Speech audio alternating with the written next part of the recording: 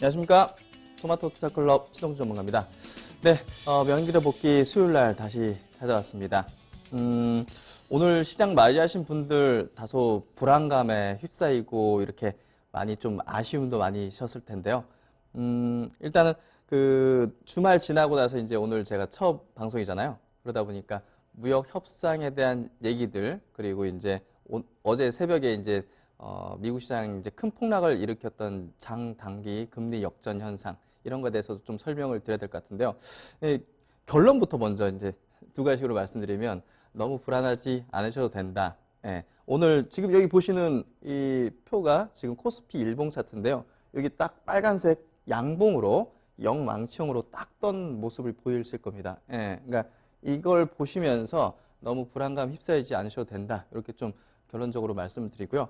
그렇다면 오늘 마감 어떻게 되는지 좀 말씀드리겠습니다. 코스피 시장 0.6% 약세로 마감을 해줬고요. 코스닥 시장도 역시나 이제 1% 약세로 마감을 했는데, 양시장 그래도 장 초반에 굉장히 하락 종목수가 압도적이었는데 막판에는 좀 상승 종목수가 늘어나서 양시장보다 한 300개 정도 이렇게 또 상승한 어떤 모습으로 마감해줘서 조금은 긍정적인 시그널로 마감이 됐다, 이렇게 말씀드릴 수 있을 것 같고요. 그러면 오늘 그 장중에 어떤 흐름으로 이렇게 마감이 됐는지 분봉 흐름을 통해 가지고 좀 말씀 드려보겠습니다. 코스피 시장 지금 10분봉 차트고요. 오늘 장 초반에는 다들 두려움에 떠셨을 겁니다. 미국 시장이 3% 넘는 폭락으로 이제 마감했기 때문에 국내 시장도 마찬가지로 거기에 따라서 이제 코스피 시장이 1.3%, 마이너스 1.3%, 그리고 이제 코스닥도 한 2% 가까이 약세로 출발했는데요. 여기 보시면 바로 양봉으로 이렇게 돌아서는 모습을 볼 수가 있습니다. 왜냐? 장 초반에 미국의 선물이 플러스권을 만들어주면서 그 상승폭을 키워주고 있었거든요. 그러니까 우리나라 증시의 장중에는 미국 선물 지수가 더 중요한 역할을 하기 때문에 바로 IT 대형 주들도 양봉 전환이 되는 모습을 볼 수가 있었어요. 삼성전자, 하이닉스, 삼성전기 같은 대형 IT 주들도 양봉으로 뜨면서 이렇게 반발 매수자가 나타났고요. 또 이제 여기서 더 눌리고 한 번 더 이제 올라가는 모습이었습니다. 그리고 중국 시장이 개장하고 나서도 여기 이제 10시 30분 정도 개장하고 나서도 역시나 상승세를 높였는데 중국장도 역시나 약세 출발을 했지만 우리나라 시장과 마찬가지로 양봉의 모습으로 이렇게 올라가는 모습을 보였기 때문에 그래도 오늘 흐름은 굉장히 나쁘진 않았다, 이렇게 좀 볼 수가 있을 것 같고요. 근데 여기 보시면 12시 반 전후로 해가지고 시장이 조금 꺾이는 모습을 보였어요. 이때는 뭐 특별한 어떤 악재가 나온 건 아닌데 중국 시장이 이제 오전장이 폐장하고 나서 특별한 어떤 이슈가 없다 보니까 여기 보시면 전날에 종가 부분 있죠. 이 정도 부분에서 약간 매물이 나오면서 우리나라 증시를 약간 좀 억누르는 형태가 좀 됐고요. 아시아 증시도 일본 증시 비롯해가지고 대체적으로 이때부터 조금 밀렸어요. 그런 모습을 보이다가 그래도 막판에는 중국장도 어느 정도 반등이 나와주면서 종가가 고가는 아니지만 중국장도 어느 정도 긍정적으로 마감했고 우위장도 양봉으로 마감한 모습이었습니다. 그래서 뭐 오늘 시장 흐름을 보면 뭐 크게 부정적인 어떤 이슈는 아니다. 그리고 일봉 흐름을 보더라도 이 부분이 중요합니다. 코스피 지수의 일봉 흐름을 보더라도 21선을 그래도 상회하면서 마감해줬어요. 여기 파란색 선이 이제 21선인데 21선이 이제 중요한 어떤 지지 라인이거든요. 그러다 보니까 이 부분에서 지지를 받았다는 부분이 또 긍정적인 시그널이다, 저는 그렇게 봅니다. 그리고 코스닥도 간단하게 좀 짚어보겠습니다. 코스닥은 그래도 코스피보다는 조금 더 밀리긴 했는데요. 워낙 이제 장 초반에 낙폭이 컸어요. 보시면 아까 말씀드린 대로 1.9% 정도, 마이너스 1.9% 정도 약세 출발을 해가지고 근데 바로 이제 올려서고 그리고 중국장 개장하고 그 상승폭을 조금 더 높이면서 그래도 이 상승세를 조금 유지시켜주는 모습이었고요. 막판에 이제 제약바이오, 시총상위 제약바이오 주들도 대체적으로 양봉으로 전환되면서 어느 정도 코스닥 지수도 좋은 어떤 마감을 좀 만들어줬다, 이렇게 결론 내릴 수 있을 것 같고요. 일봉으로 잠깐 좀 체크를 해드리면 코스피도 그렇고 코스닥도 그렇고 여기 보시면 21선을 깨지가 않았어요. 예, 요 파란색 선, 코스닥은 아예 21선을 깨지 않고 이렇게 마감을 해줬다는 부분은 미국이 3% 빠졌는데 우리나라 시장이 이 정도로 방어해? 예, 그만큼 뭐랄까요? 미국이 굉장히 과도하게 빠졌다는 겁니다. 장단기 금리가 역전됐다. 보통 그 경기의 어떤 하락 사이클, 경기가 침체하는 사이클로서 시그널로서 이렇게 좀 많이 인식이 되고 뉴스가 오늘 엄청나게 나왔어요. 예, 그래서 그런 두려움이 커질 텐데 제가 이제 분석한 바로는 이게 경기 침체 전조 현상 이런 거일 수도 있긴 하지만 조금 더 심리가 먼저 작용한 게 최근에 파월 연준 의장이 중립금리에 가까워졌다는 얘기를 했거든요. 그러다 보니까 금리를 빨리 올리지 않을 거다는 인식이 생기다 보니까 장기 국채가 더 낙폭을 더 크게 보이면서 이번에 역전이 된 거거든요. 그러니까 보통은 단기 금리가 막 올라가면서 역전이 되는 게 경기 침체 시그널이에요. 신호로서 작용해요. 왜냐? 유동성이 부족해지니까, 기업들의 유동성이 부족해지니까 막 이제 자금 조달한다고, 단기 자금 조달한다고 채권, 단기 채권 이제 사다 보니까 이렇게 올라가는 거예요. 근데 그게 아니라 이번에는 연준 의장의 발언에 어떤 스탠스의 변화가 조금 더 영향을 미쳤기 때문에 이번에는 조금 미국 시장이 과도하게 약간 발작이라고 해야 될까요? 그런 걸 일으킨 걸로 좀 볼 수가 있어요. 그래서 오늘 중국 시장도 그렇고, 예, 지금 제가 중국 시장을 보여드리겠습니다.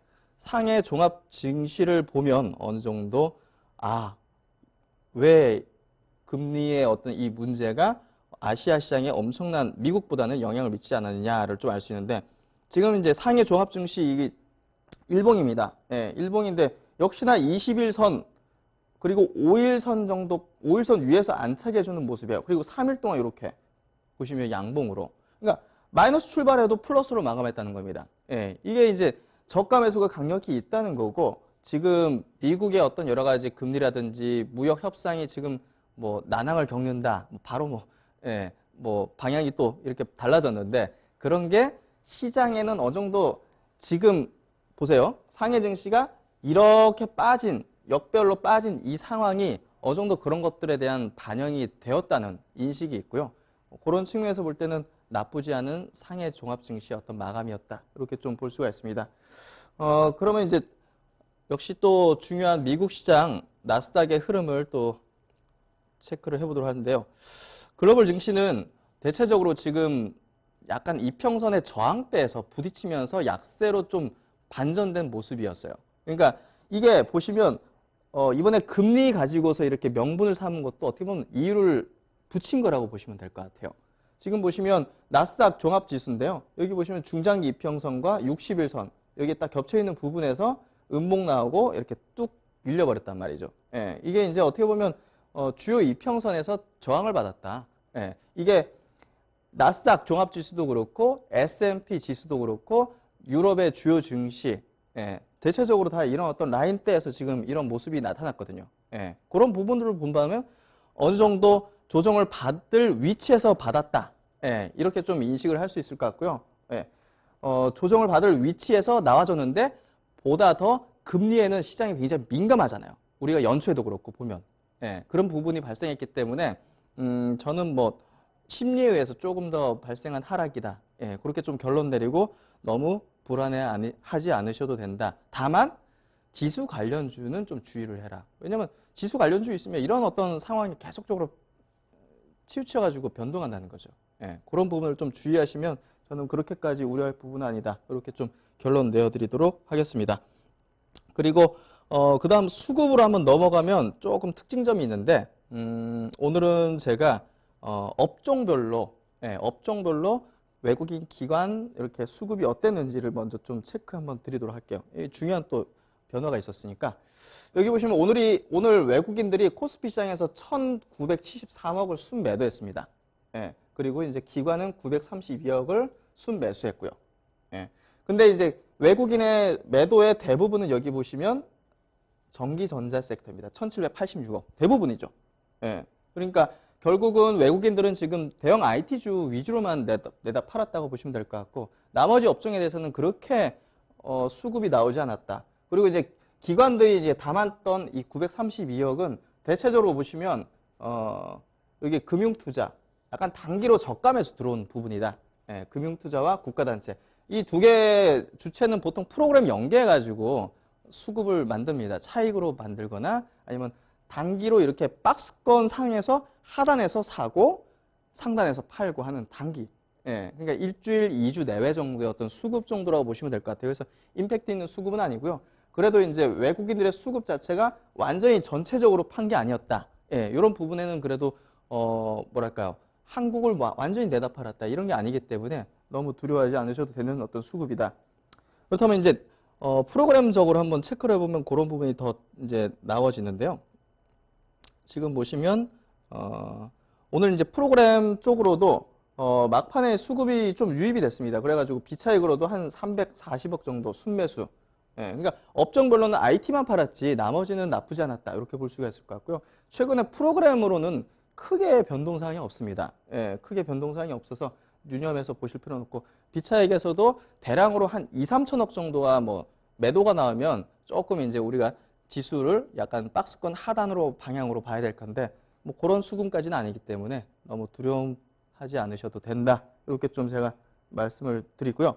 오늘 이제 오늘 수급에서는 중요한 포인트가 어떻게 보면 선물이었던 것 같아요. 지금 보시는 흐름에서 수급이 3천억 정도 선물에서 들어왔는데 이런 부분들이 최근에 선물에서 지속 유입되고 있다. 예, 단기적으로는 좀 외국인들의 선물 수급도 한번 체크를 해보시면서 대응을 하시면 좋으실 것 같습니다. 그래서 수급까지 한번 체크를 해봤고요. 그 다음은 섹터 종목 단으로 한번 들어가 보겠습니다. 일단은 그 오늘 시장에서 강세를 내고 뭐 시장 대비 좀 강한 어떤 섹터와 업종을 볼 때는 역시나 이제 그날의 신고가 종목을 보는 게 가장 확실한 어떤 방식인데요. 지금 보시는 표가 이제 250일 이제 신고가 표고요. 여기 보시면 지난주하고 두드러지게 비슷한 점이 있죠. 여기 보시면 진양산업, 진양화학, 진양폴리.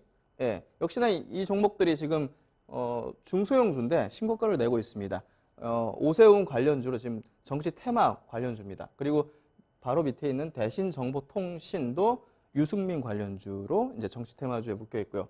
보혜양조도 예, 유시민 관련주로 지금 묶여 있죠. 그리고 여기 보시면 또 기관들이 선호하는 또 종목이 신고가를 내고 있는 걸 볼 수가 있습니다. K탑 리츠 그리고 맥쿼리 인프라.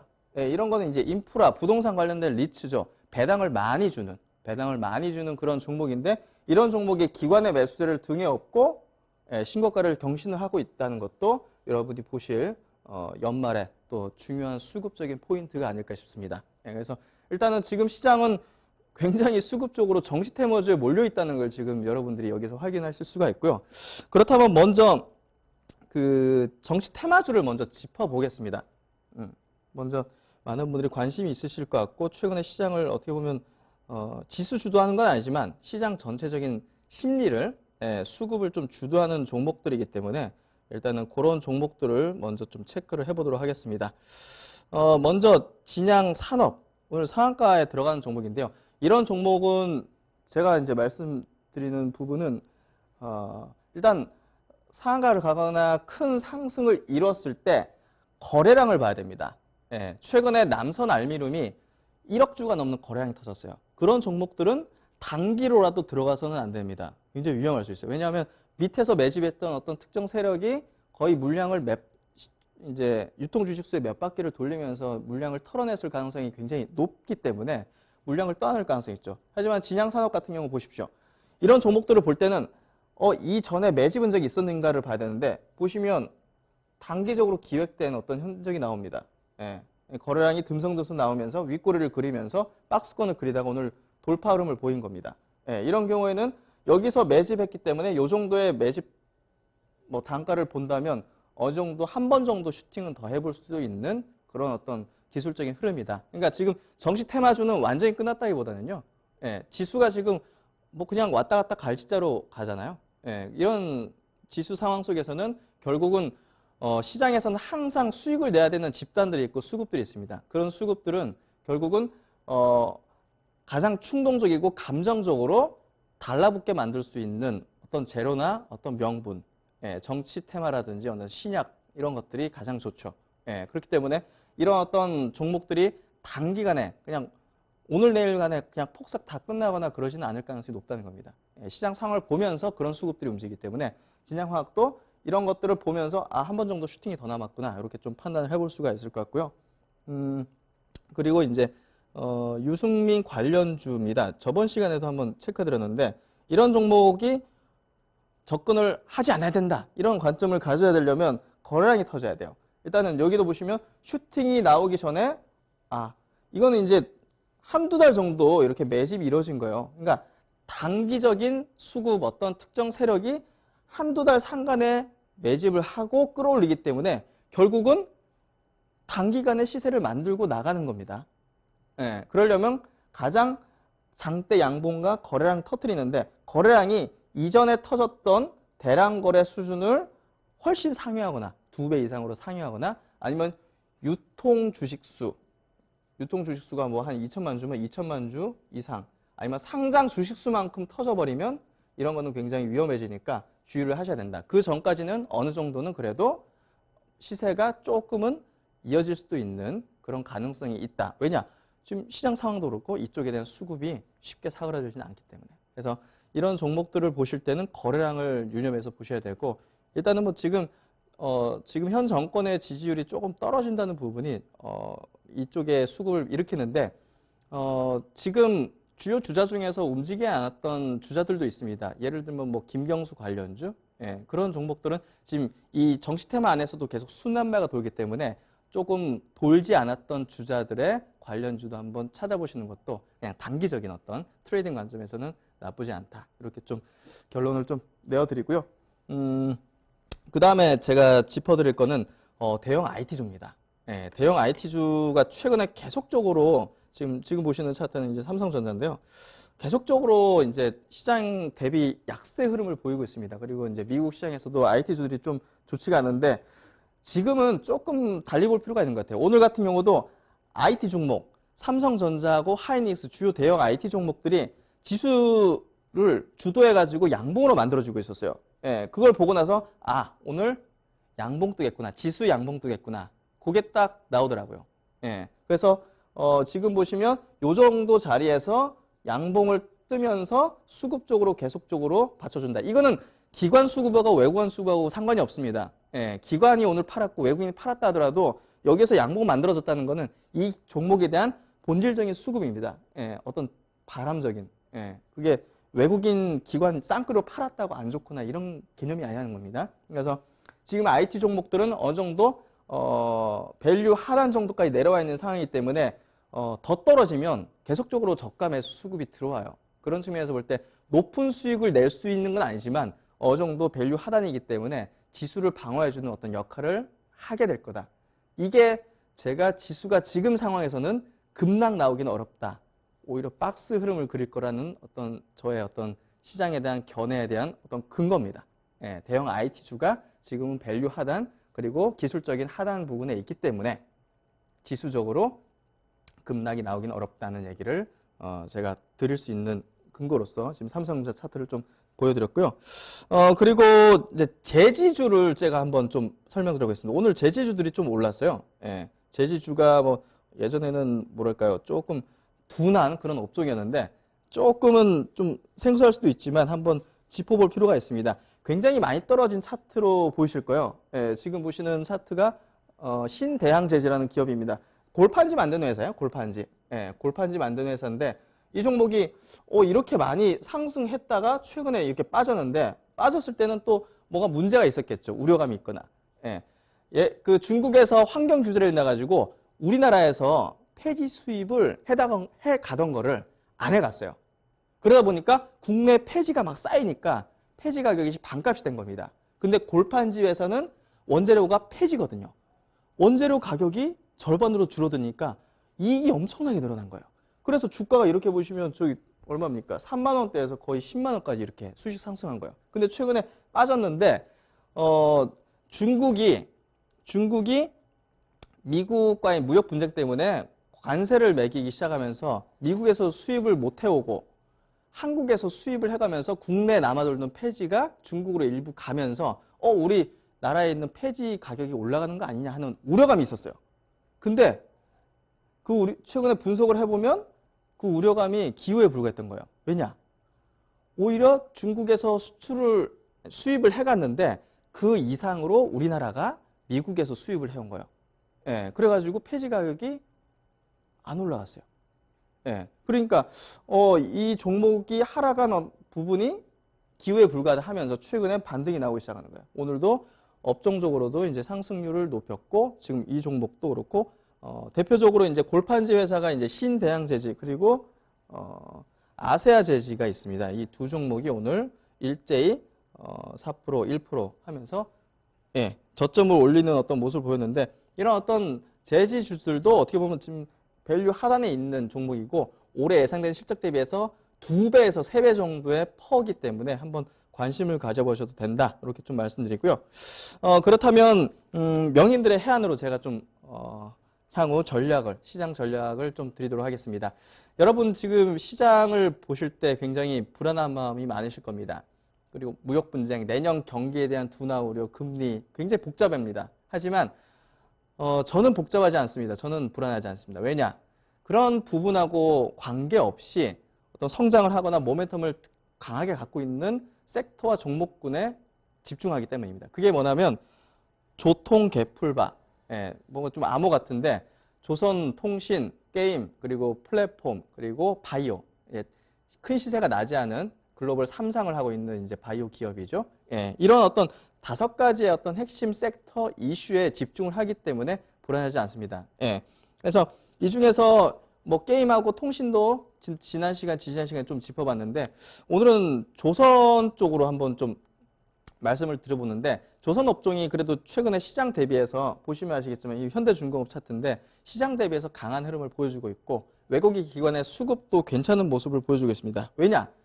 이 조선주들은 우리가 2006년도, 2016년도, 2017년도 우리가 강한 어떤 IT, 바이오 강한 장세에서도 오르지 않았어요. 그러니까 그런 장세 속에서 굉장히 최악의 상황을 지나온 겁니다. 구조조정과 이런 것들.